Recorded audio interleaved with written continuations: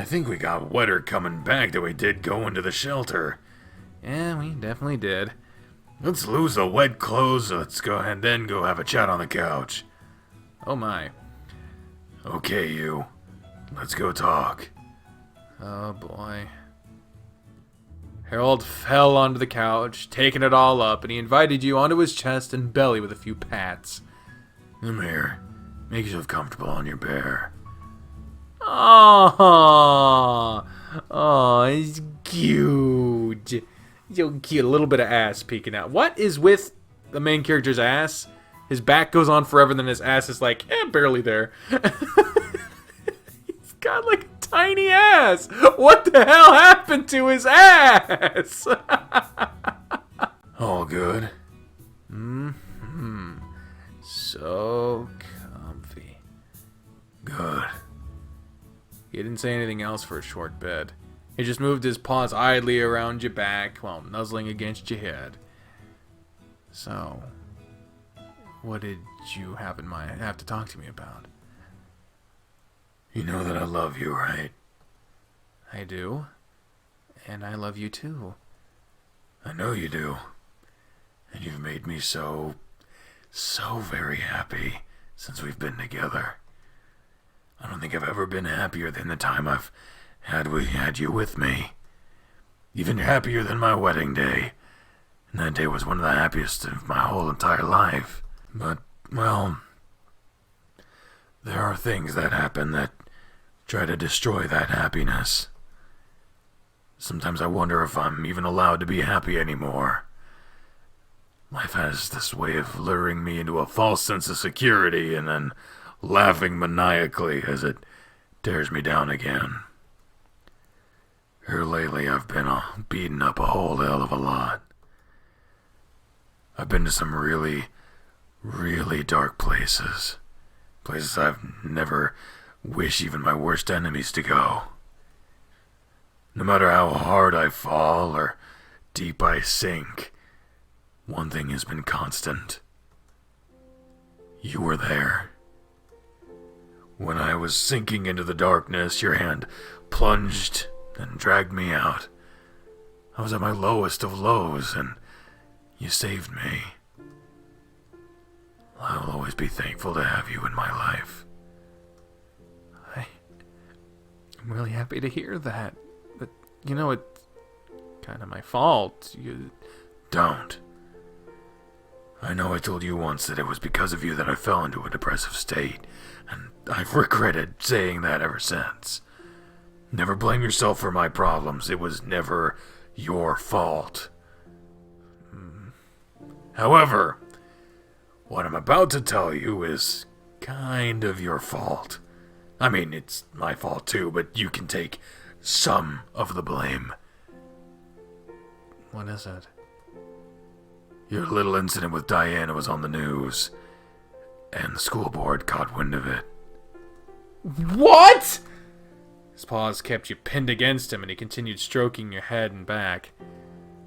I had a meeting about it, and since Diana had already mentioned you before, that was brought back to light with you and Diana both being at my house. Oh no. Oh no is right.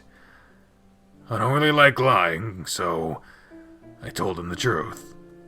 Are you being fired? No, they aren't gonna fire me. Whew. I'm resigning instead. What? Again, you struggled to get up, but he held you tight. Stop struggling and hold still, jeez. Why would you do that? You love your job, don't you? I do. Then why? I love you more. Harold, is that really a good idea, though? Who knows?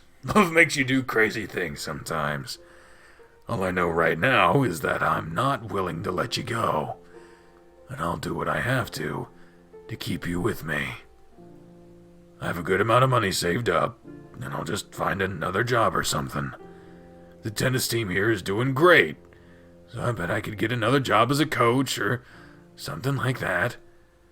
I could probably get another teaching job too, since I'm resigning and not being fired. I have plenty of options. Are you sure I can't say this is all my fault? It was all my decision, so you cannot. Are you really sure about this? That's a huge decision to make all of a sudden. Can't you take some time to think about it? I've thought plenty about it, and this is what I want to do. I think I'll take some time to do more writing and see if I can get book 2 done in the next few months.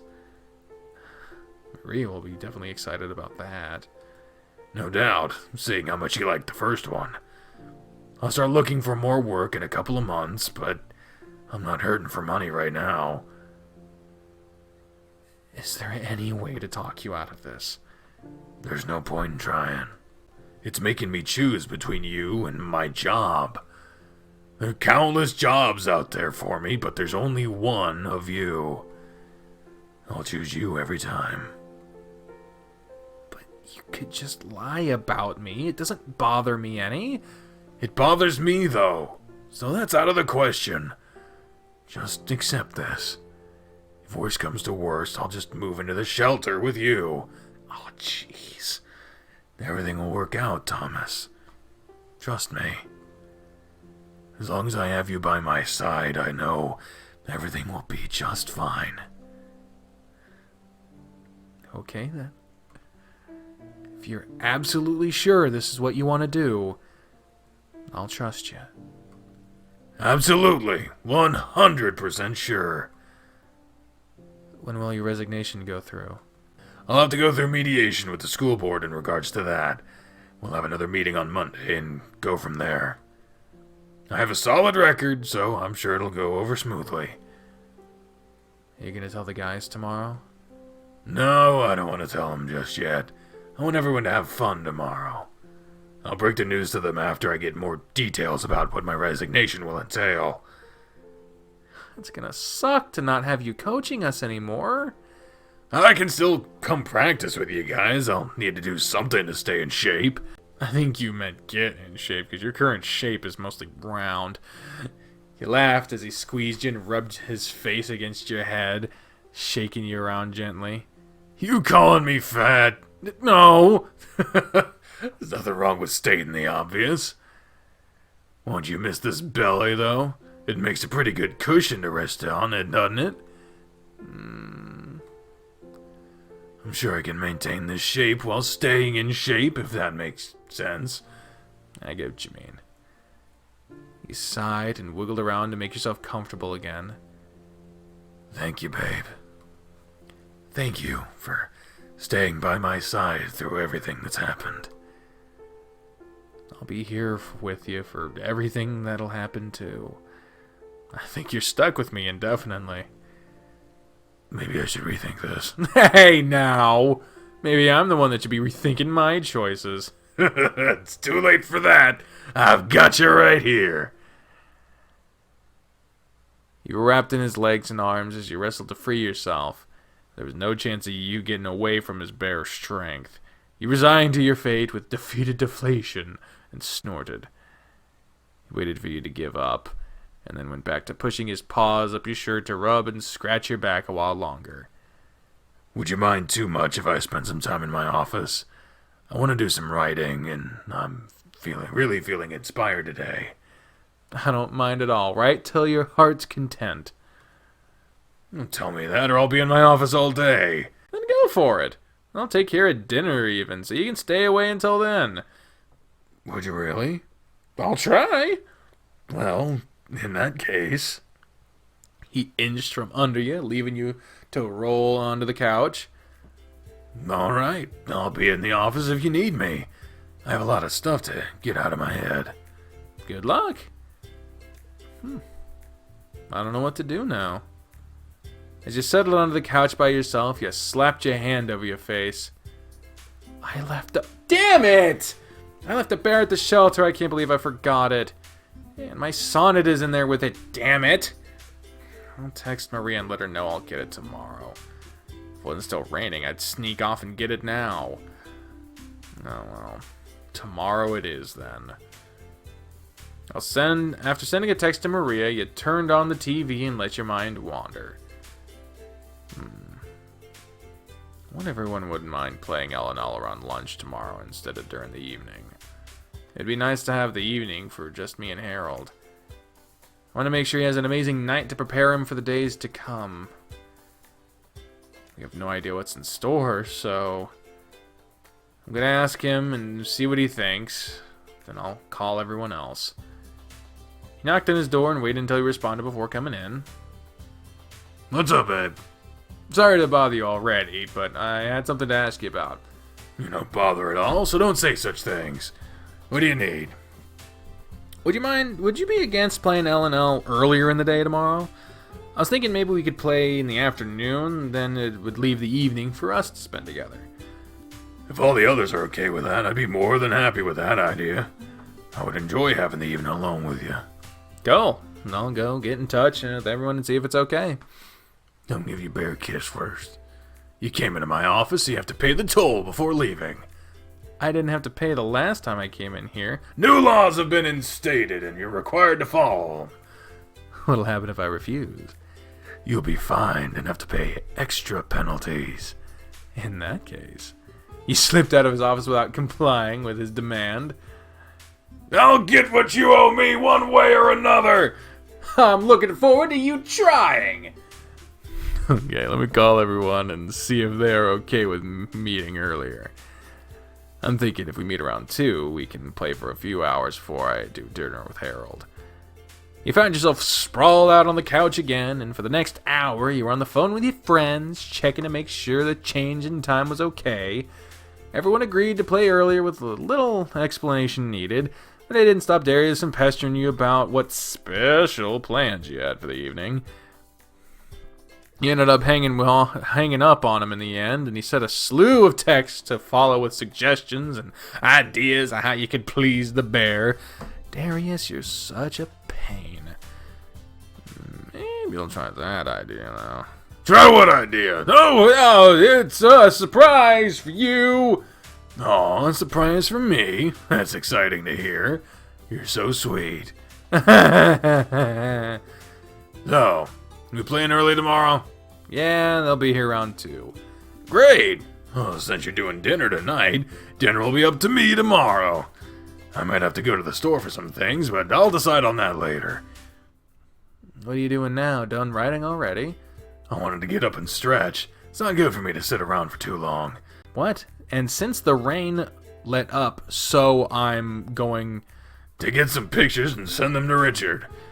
And since I was up, he moved around to the front of the couch and suddenly had you pinned down on the couch. I figured I'd collect all those fines for skipping on my toll. Oh, I guess I don't have a choice but to pay them now, do I? Nope. His grinning face moved towards yours, and you wet your lips in anticipation.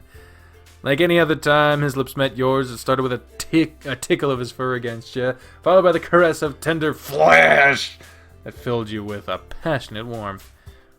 The first kiss felt like he was trying to suck your soul from your body as his lips worked against yours. He pulled back, leaving you to sigh heavily. That's for the toll. What about the extra fines? I'll collect on those later. His paw cupped your groin and kneaded it gently. I'll collect interest too. Okay, I'm gonna take those pictures while I have the chance. You're gonna put on some pants first? Don't need them for this. I guess while he's doing that, I'll decide on what I'm gonna try to make for dinner. Big old tease gave me a boner too. Let's see what we got in here. Everything's frozen. Didn't even consider that. Baked chicken fingers and french fries it is, then. I can at least make chicken sauce to go along with it all. That's something, right? I'll preheat the oven and make the sauce while it's heating up, and when it's all done, it'll be right on time for dinner. Dinner was a simple task for you to handle, and the mess you made was minimal. Less mess meant maximum time with Harold after eating. After waiting for the oven to heat up and for the food to cook, another hour rolled by. I want to give a special shout out to the fucking the cookie. Whoa, shit. God damn it. The cookie jar bear fucker. This guy right here. So fucking cute. I love him, and I want the best life for him. Everything is done. It's nothing fancy, but it's hot and good food. Harold, come in. You called for him and got plates ready while you waited. Oh, it smells good in here. What'd you cook? Well, everything was frozen, so you presented him pans covered with chicken and fries. Ta-da! Chicken and french fries! Oh my, the chef is treating me well tonight. To kick it up an extra notch, I made some chicken sauce to go along with it. What's that? It's a mixture of condiments with some seasoning added to it. Makes perfect dipping sauce for dinner. He dipped a fry in a bowl of sauce and gave an approving nod. Okay, yeah, that's pretty tasty. Good! Go ahead and fill up a plate and eat. Thank you, babe. With loaded plates and nothing left on the pan, just sat with Harold to eat. How's the writing going? Great. I had a really good stride, so I've gotten a lot done already. For which writing? Relgor or your next big novel? I was working on the novel this time, but who's to say I won't turn the adventure of Relgor and Radovan into an erotic novel? Would you publish something like that? I don't know if I could bring myself to do something like that. I would definitely use a pen name if I ever did. I bet it would be insanely popular if you did. I don't know about that, but maybe I'll give it a shot one day. Writing erotica is fun when I need a break from the more serious tales. With proper inspiration, I really get a lot done. I'll be sure to offer as much inspiration as I can then. Can you imagine Maria reading it? Never! Even the thought of that is making me blush. There's no way. Richard, maybe, but Maria, good lord, no. I'd never be able to look at her again. You don't want her to read about how tenderly Relgor drags his fingers over Radovan's naked body? Or how he peppers his body with gentle kisses, working down towards his thick, throbbing... No! He hit his face in his paws and shook his head slowly. Hearing you say it out loud like that makes me feel ashamed enough. My smudge might be reserved for my eyes and my eyes only. And mine? I want to read your porn, too. I might let you read it. We'll see if I don't die of embarrassment. Yes, excellent. Harold's face was flushed, and he kept his eyes on his plate until the rest of his food was gone. So, you have me for the evening. What do you want to do? I haven't thought that far yet. You wanted to spend the evening with me without a plan, huh? Just being with you makes me happy. I don't have to be doing anything. In that case, you remember yesterday how we talked about making some new traditions for Saturdays? Yeah. Let's add on to that. He grabbed your hand and traced a thick digit around the top of it. We'll go take our hot bubble bath together and soak in there for a little bit. Then we'll move to the couch and watch a movie. After the movie is done, we'll retire to the bedroom and we can lie in bed together and read a book until it's time to sleep. How's that sound for a way to spend the rest of the evening together? Sounds like a perfect idea to me. You can start the bath, and I'll take care of these dishes. Then I'll join you as soon as they're loaded. You crammed the rest of your food in your mouth and passed your plate to Harold. He grinned, rolled his eyes, and patted your butt as you skipped past him to the bathroom. After an evening full of relaxing and Harold by your side, the night was drawing to an end, with the two of you sitting on the bed under the blankets, each with a book in hand. You were reading The Stone, and Harold was engrossed in one called Eternal Conflicts. Your eyes were getting droopy, so you put yours aside and scooted over to lean on Harold. Did my book bore you that much? What? No, I'm just tired is all. Your book is really good, but I don't even remember the last page I read. What's the book you're reading about? He set his book on his leg and put his arm around you, pulling your cheek to his chest while pushing his fingers through your hair. There's a war going on between demons and angels, with the mortal world stuck in the middle of it. Some mortals fight for demons, some fight for angels, but nobody really knows why they're fighting. A single mage sets out to find out what started the war after befriending a demon that saved his life. He picked up the book and examined the cover with raised brows. Is this the demon on the front of the book? Going by descriptions, I'd say yes. He's rather alluring, isn't he? Whenever you write erotic fiction, the cover needs something enticing on it. This is erotic fiction. There is some erotic content in it, but the actual story is really deep. The sex is more fan service. Where have I fucking heard that before? I feel like that line was written explicitly for someone to think this exact thought. After what we talked about at dinner, I decided to pick it up again and see how it compared to what I've written. And? I think what I've done is better. Oh, really? The characters are written so well, and you can feel the passion they share for each other, but the sex was so blandly done.